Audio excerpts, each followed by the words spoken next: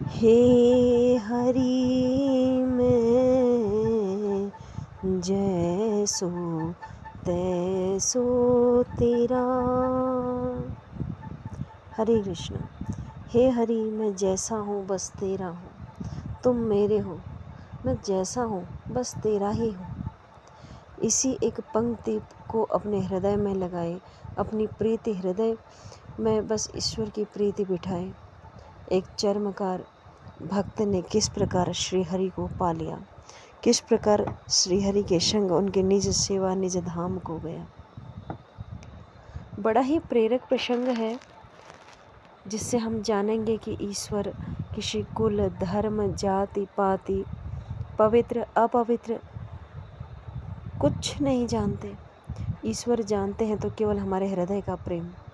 यदि हम विचार करें कि हमारे पास 56 भोग नहीं ईश्वर को भोग लगाने को, हमारे पास उचित सामग्री नहीं है, हमारा मन तो हमारा है, हमारे मन में हम इस प्रकार के भाव रखें कि हमें ईश्वर से प्रीति हो जाए और ईश्वर हमारे उस प्रीति के अधीन हो जाए, यह भी ईश्वर की कृपा से ही होता है। ऐसा ही प्रेरणादायक प्रसंग है आज का, जो कि श्री गुरुदेव भगवान महाराज के श्रीमुख से श्रवण किया गया है। तो आइए कथा में प्रवेश करते हैं। यकीन मानिए, आपकी ईश्वर के प्रति यदि विश्वास कम है, यदि आप संसाधन जुटाने में यदि हम ये सोचते हैं कि इस तरह के संसाधनों से पूजा करने से ईश्वर प्रसन्न होंगे, सब झूठा लगने लगेगा। क्योंकि जप तप दान उपवास इन सब कर्मों का पुण्य फल प्राप्त होता है, किंतु ईश्वर की भावना से जो हम मन से करते हैं, यदि उससे ईश्वर रीझ जाए तो उससे ईश्वर की प्राप्ति होती है। तो एक चर्मकार थे, जिनका नाम रामदास था, जो कि चर्मकार कुल में जन्मे थे और अपनी कुल परंपरा में चली हुई अपनी जीविकोपार्जन की जो उनका व्यवसाय था उसी को करते, यानी कि जूता गांठने जूता बनाने का काम करते। बड़े ही गरीब, बड़े दीन, अपवित्र से कुछ न जानने वाले इस प्रकार के मानव थे। 3 व्यक्ति थे परिवार में। अब उनकी जीविकोपार्जन की स्थिति कुछ ऐसी थी कि रोज उतना ही कमा पाते जितना उनका एक दिन के पोषण के लिए होता, उतना ही कमाते। यदि एक दिन काम पर ना जाएं तो उस दिन परिवार का पोषण ना हो, इस प्रकार की दयनीय स्थिति थी। लेकिन एक चीज़ थी कि उन्हें सत्संग में रुचि थी, और गुरुदेव भगवान कहते हैं कि यदि आपकी रुचि सत्संग में होने लग जाए, यदि सत्संग अच्छा लगने लग जाए, तो समझ जाए कि ईश्वर की कृपा आप पर होने वाली है, ईश्वर आप पर बरस पड़े हैं, बस ईश्वर की कृपा होने लगी है। इस प्रकार अब एक बार उनके गांव में भागवत कथा थी, और जो रामदास जी थे वे भागवत कथा श्रवण करने जाते, सबसे आखिरी में बैठते, क्योंकि उनसे ना तो किसी का परिचय ना ही मेल, क्योंकि मेल जोल भी इस भौतिक संसार में लोग उसी से रखते हैं जो कि उच्च कोटि का, थोड़ा धनाढ़ या उस प्रकार के सामाजिक उसमें रहता हो। वो एक गरीब से अपवित्र नीच कुलहीन, उनसे किसी का कोई व्यवहार नहीं था। वो जाते थे केवल कथा श्रवण करने, अपने आनंद में कथा श्रवण करते, एकटक बस व्यास जी महाराज के मुख को देखते रहते, जो वे बताते उसको ध्यान से सुनते, समझ में आता तो ठीक, नहीं आता तो बस देखते रहते और सुनते। जब भी नाम संकीर्तन होता, आंखें बंद करके बड़ी मस्ती में नाचते झूमते, जैसे ईश्वर के सम्मुख नाच रहे, अपने ही आनंद में रहते। उन्हें किसी प्रकार का कोई ज्ञान, कोई शास्त्र ज्ञान, पूजा विधि इत्यादि कुछ नहीं पता। उन्हें तो यह भी नहीं पता था कि उनके हृदय में जो ये भाव मड़ रहे हैं, ये भक्ति के भाव हैं, ये ईश्वर के प्रति प्रेम उनका जागृत हो रहा है।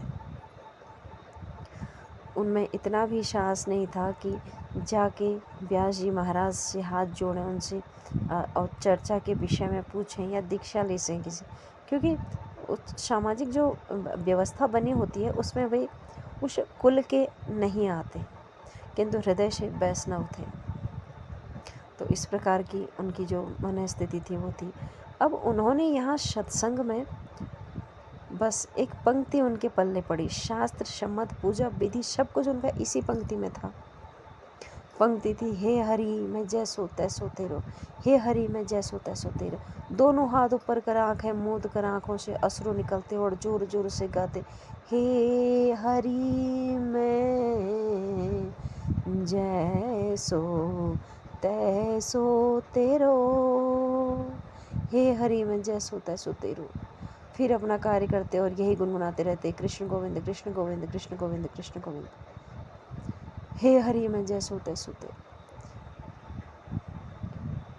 एक तो उतने संपन्न नहीं, परिवार का पोषण करना मुश्किल, कार्य भी चर्मकार का जूते बनाने को मिल जाए तो ठीक ना मिले, दिनचर्या का कोई हिसाब नहीं कि कब आज का जो भरण पोषण है वो हो भी पाएगा कि नहीं।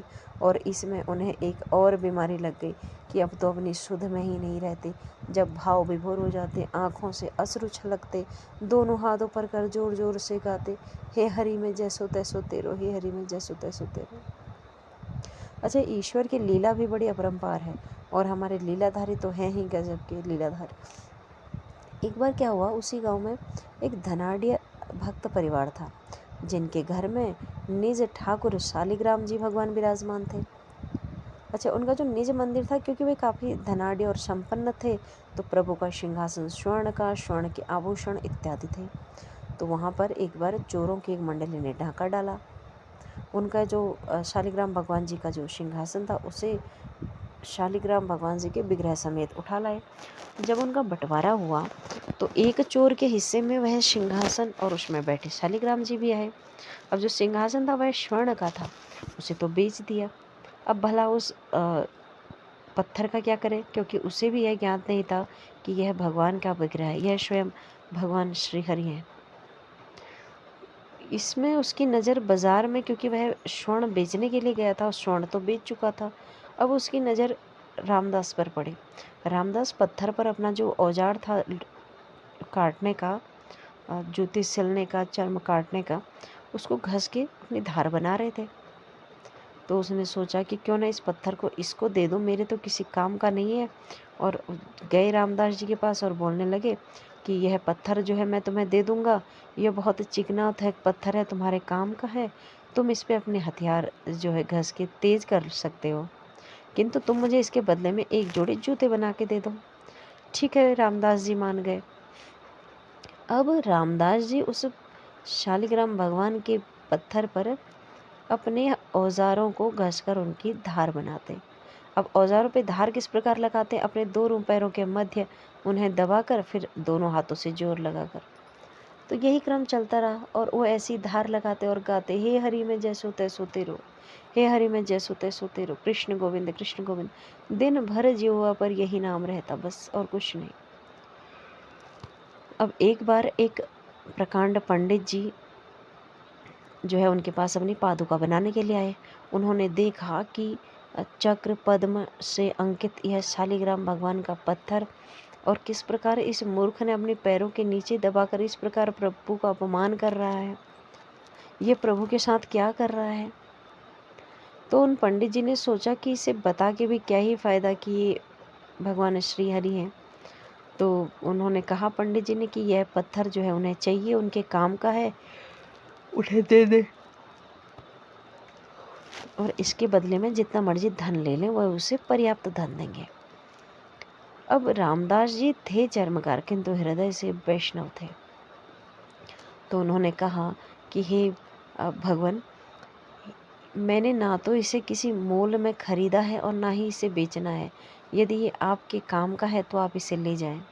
मुझे धन नहीं चाहिए, क्योंकि मैं एक दिन में उतना कमा लेता हूँ जितना मेरे परिवार के एक दिन के पोषण के लिए आवश्यक है, और मुझे इससे अधिक नहीं चाहिए।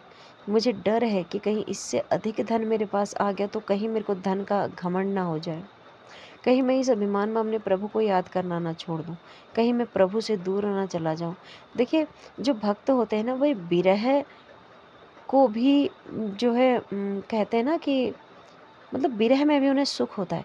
एक तो पीर होती है, दर्द होता है कि प्रभु है नहीं, और जितने दूर रहेंगे उतना ज़्यादा याद करते हैं। तो जितना ईश्वर से मिलने की व्याकुलता बढ़ेगी, उतना ईश्वर का नाम जप बढ़ेगा, उनका स्मरण बनेगा, उनका याद बढ़ेगी, उनकी स्मृति बढ़ेगी।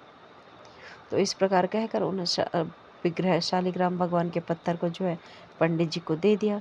अब पंडित जी ठहरे विधि विधान शास्त्र सम्मत पंडित जी, वे भी अपने घमंड में शालिग्राम भगवान के विग्रह को अपने घर लाए। पंचामृत से जो है स्नान कराया गया, धूप दीप चंदन इत्र इत्यादि की सेवा लगाई गई, भगवान का सिंहासन बनाया गया, सिंहासन में विराजमान किया गया, 56 भोग लगाए गए। इस प्रकार प्रभु की आरती की गई। किंतु अब प्रभु यहाँ असंतुष्ट हो गए। श्रीहरि को यहाँ सुख नहीं, वे असंतुष्ट हो गए। तब उन्होंने एक वैष्णव का रूप धर के उन पंडित जी से कहा कि देखो, मुझे तुम्हारे इस चंदन इत्र इत्यादि की सेवा में कोई सुख नहीं, मुझे तुम्हारे इस मंदिर में कोई सुख नहीं, मुझे उसी चर्मकार रामदास के पास छोड़ो, मुझे वहीं सुख मिलता है। तब पंडित जी ने कहा कि हे प्रभु, वह पापी नीच कुल में जन्मा अधर्मी, वह कुछ नहीं जानता, वह आपको अपने पैरों के नीचे दबा कर रखता है, आप वहाँ उसके पास किस प्रकार जा सकते हैं, किस प्रकार वहाँ रहेंगे। तब अखंड ब्रह्मांड नायक श्री हरि बोले कि पंडित, मुझे तुम्हारे यहाँ कोई सुख नहीं।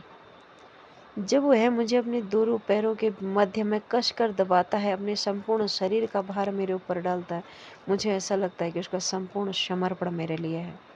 जब वह अपने औजारों को मेरे पे घसता है और झरझर उसके आंसू बहते हैं और वह गाता है, हे हरि मैं जैसो तैसो तेरा, ऐसा लगता है कि मुझे अमृत से अभिषेक करा रहा है। इस प्रकार प्रभु के वचन सुनकर पंडित जी निरुत्तर हो गए। आज अपने आप पर क्रोध भी आ रहा है, ग्लानि भी हो रही है, दुख भी हो रही है और रो रहे हैं कि मैं इतना शास्त्रों का ज्ञान होकर भी मेरे हृदय में वही भाव नहीं आए जो रामदास के आ गए। धन्य है रामदास, हे प्रभु ऐसी प्रीति हमें भी प्राप्त करें, ऐसे भाव हमारे हृदय में भी आए कि ईश्वर जिससे रीझ जाए। ईश्वर उस रामदास से रीझ गए, ईश्वर उससे प्रेम करते हैं। और तब अगले दिन पंडित जी जो है उन शालिग्राम भगवान को रामदास के पास छोड़ने गए। अब पंडित जी ने उन्हें बताया कि उन्हें किस प्रकार स्वप्न में प्रभु ने आदेश किया है और यह कोई मामूली पत्थर नहीं, श्रीहरि का विग्रह स्वरूप शालिग्राम भगवान है। ऐसा जानकर रामदास जी नतमस्तक हुए, क्षमा याचना करी, प्रार्थना करी कि प्रभु मैं तो कुछ जानता नहीं हूँ, मुझे नहीं पता कि आपका विग्रह है। ऐसे हाथ जोड़कर अब प्रभु को अपने घर ले गया। एक कपड़ा बिछाकर उचित अपनी कुटिया में एक उचित स्थान पर प्रभु को विराजमान किया। अब जो भी खाता रूखी सूखी पहले प्रभु को भोग लगाता, फिर स्वयं खाता। उसकी 2 सूखी रोटी पहले प्रभु को देता, फिर स्वयं खाता। यही दिनचर्या चलती रही। अब रामदास के हृदय में एक आकांक्षा उत्पन्न हुई कि उसे ईश्वर को देखना है, उसे अपने प्रभु को देखना है कि वो कैसे दिखते हैं। ललित त्रिभंगी स्वरूप जो शास्त्रों में वर्णित है, प्रभु किस प्रकार दिखते हैं। मैंने तो प्रभु को देखा ही नहीं है, अब मुझे प्रभु से मिलना है। हे प्रभु, आप मेरी परवाह करते हो, आप मुझे चाहते हो, आप मुझसे प्रेम करते हो, तभी तो आप उस महल के ऐशो आराम छोड़कर मेरे पास आए हो, मुझसे मेरे पास रहने आए हो। आप मुझसे प्रेम करते हो, फिर आप क्यों नहीं आते हो, आप क्यों मुझे दर्शन नहीं देते हो। हे प्रभु, मुझे आपसे मिलना है। जिस प्रकार सुहागन स्त्री के हृदय में केवल और केवल अपने पति के दर्शन की अभिलाषा होती है, उसी प्रकार मेरे हृदय में केवल मेरे ठाकुर विराजमान है, मुझे उनको देखना है। उनके अतिरिक्त मेरे जीवन का और कोई लक्ष्य नहीं, उद्देश्य नहीं, प्राणाधार नहीं। अब इस प्रकार विरह की व्याकुलता बढ़ने लगी। अब भक्ति चरम पर थी। अब उन्हें कोई शुद्ध बुद्ध नहीं रहती, न खाने पीने की, न कार्य की, न कुछ। बस दोनों हाथ ऊपर करके यही गाते, हे प्रभु मैं जैसो तैसो तेरो, हे प्रभु मैं जैसो तैसो तेरो। याचना करते, प्रार्थना करते, कभी आंखें मूंद कर नृत्य करते, कभी रोते। मतलब अब उनकी दशा सामान्य नहीं थी। अब उनकी ऐसी दशा देखकर श्रीहरि को भी आना ही था। और श्रीहरि आए, एक वैष्णव स्वरूप बनाकर अपने भक्त के पास गए और बोले कि तुम्हें अपने परिवार का भरण पोषण छोड़कर, अपने कार्य को छोड़कर यह किस प्रकार के उसमें लगे हो, यह तुम क्या कर रहे हो। जो कर रहे थे वही करो, नाम जप करो और अपने कार्य में लगो, अपने परिवार का भरण पोषण करो। तुम भजन कर रहे हो वह ठीक है, किंतु तुम प्रभु से उनके दर्शन की अभिलाषा कर रहे हो, यह गलत है। कई कई योगी ऋषि मुनि तपस्वी कई काल तक जब तप करते हैं तब भी उन्हें प्रभु के दर्शन नहीं होते, और तुम इस नीच कुल में अपवित्र अज्ञानी होकर तुम यह आकांक्षा रखते हो कि तुम्हें ईश्वर के दर्शन हो जाए। इस प्रकार के कटु वचनों को कहने लगे। अब इस प्रकार के कटु वचन कहने का श्रीहरि का तात्पर्य केवल इतना था कि वह जांचना चाहते थे अपने भक्त को। उनके ऐसे वचन सुनकर रामदास हाथ जोड़कर गदगद हृदय से भीगे हुए नेत्रों से बोला, हे वैष्णव महाराज, हे देव, आप जो कह रहे हैं वह सत्य है। मैं पापी हूँ, नीच हूँ, अधर्मी हूँ, मैं अपवित्र हूँ। प्रभु मुझे दर्शन नहीं देंगे, मेरे घर नहीं आएंगे, मेरे से मिलने नहीं आएंगे, पर मैं क्या करूँ? यह आकांक्षा भी प्रभु ने उत्पन्न करी। मेरे हृदय में एक आनंद की लहर उठती है कि प्रभु आएंगे, वो मुझे चाहते हैं, मुझसे प्रेम करते हैं। ऐसी आनंद की लहर मेरे हृदय में बार बार उठती है। मुझे अन्य कोई अभिलाषा नहीं है। इस प्रकार कहकर रुदन करने लगे, हे हरि, हे हरि, हे हरि।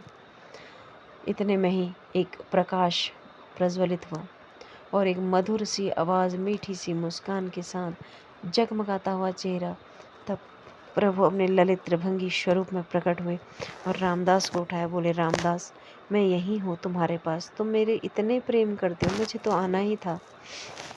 तब रामदास जी ने प्रभु के दर्शन किए और स्तुति करना चाहते हैं, नहीं जानते हैं, आरती करना चाहते हैं, साधन नहीं है, चरण धुलाना चाहते हैं, पवित्र जल नहीं है, कुछ बोलना चाहते हैं, बस केवल होंठ हिल रहे हैं और कुछ आवाज़ नहीं आ रही है। अब तो अपने आप को संभाल नहीं पा रहे हैं, कभी इधर कभी उधर, कभी प्रभु को देखें, कभी स्वयं को देखें, कभी नतमस्तक हुए, कभी साष्टांग करें। मतलब अब तो थी ही नहीं, बस में ही नहीं थी। इस प्रकार प्रभु को देखते रहे, नेत्रों से आंसू बहते रहे और कुछ क्षण पश्चात प्रभु अंतर ध्यान हो गए। अब प्रभु से एक बार मिल के भला वे कैसे रहते उनसे बिछड़ के। तब रामदास जी ने उनसे प्रार्थना करी कि हे प्रभु, मैं आपके बिना अब नहीं रह सकता, इस धरा पर नहीं रह सकता। हे प्रभु, मुझे आपके साथ ही रहना है, मुझे आपके दर्शन चाहिए, अब मैं आपके बिना नहीं रह पाऊंगा। और उनकी इसी अवस्था में उनका शरीर जो है पूरा हुआ। भगवान श्री हरि विष्णु उन्हें अपने निज धाम, निज सेवा में ले गए। इसीलिए कहते हैं भक्तों कि प्रभु की सेवा हृदय से होती है। यदि हम बाहरी आडंबर हम कितना ही कर लें, पूजा पाठ, जल चढ़ाना, भोग लगाना, हम कुछ भी कर लें, यदि हमारे हृदय में वो वाला भाव नहीं है तो प्रभु उससे नहीं रिश्ते। हाँ, हम जो पूजा पाठ इत्यादि कर रहे हैं, दान कर्म, उसका हमें फल अवश्य मिलता है, पुण्य फल, किंतु ईश्वर की प्राप्ति नहीं होती है। ईश्वर की प्राप्ति होती है तो केवल और केवल हृदय के भाव से। तो इस प्रकार हमारे राधा मोहन की अनोखी चमत्कारी सत्य कथाओं का श्रवण करते रहिए, भक्तों के चरित्रों को सुनते रहिए, नाम जप करते रहिए, हृदय से करते रहिए। प्रभु की छवि, जो भी आप कथा श्रवण करें, प्रभु की छवि अपने सम्मुख नेत्र बंद करके सुनिए, उनकी छवि को अपने सन्मुख उतारने की कोशिश कीजिए। इस सनातन वैदिक परंपरा वाली धार्मिक कथाओं की श्रृंखला में बने रहिए, क्योंकि हमारा उद्देश्य केवल और केवल हमारी इस सनातन वैदिक परंपरा को बनाए रखना है। हमें सपोर्ट कीजिए, चैनल को लाइक, शेयर, सब्सक्राइब कीजिए, ताकि हम और ऐसी ही कहानियाँ इस कड़ी में आगे जोड़ते रहें और अपने परिवार, अपने बच्चों के साथ प्रभु की ऐसी भक्ति कथाएं, लीलाएं श्रवण करते रहिए। प्रभु का नाम जप कीजिए, अपना ख्याल रखिए और प्रभु से प्रार्थना कीजिए कि हे प्रभु, हम कम से कम जीवन में एक बार वृंदावन जा पाएँ, जहाँ ठाकुर स्वयं मिलते हैं। ठाकुर के दर्शन करने ना जाइएगा, ठाकुर से मिलने जाइएगा, क्योंकि गुरुदेव भगवान कहते हैं कि हम जिस भावना से जाते हैं प्रभु वृंदावन में, उसी भाव से अवश्य मिलते हैं। जब हम अपने नेत्रों से इस पर्दे को हटाते हैं तो वे हमें रोज़ मिलते हैं। बस आवश्यकता है कि रामदास की भांति अपने आँखों से उस भौतिक पर्दे को हटाकर, तब प्रभु स्वयं उस पर्दे से हटकर हमारे सन्मुख हाजिर होंगे। तो प्रभु का नाम जप कीजिए, अधिकाधिक कथाओं का श्रवण कीजिए, सब्सक्राइब कीजिए, लाइक कीजिए, कमेंट्स में जय श्री राधे ज़रूर लिखिए, क्योंकि राधा रानी की कृपा के बिना कन्हैया का मिलना मुश्किल है। हरे कृष्णा, राधे राधे।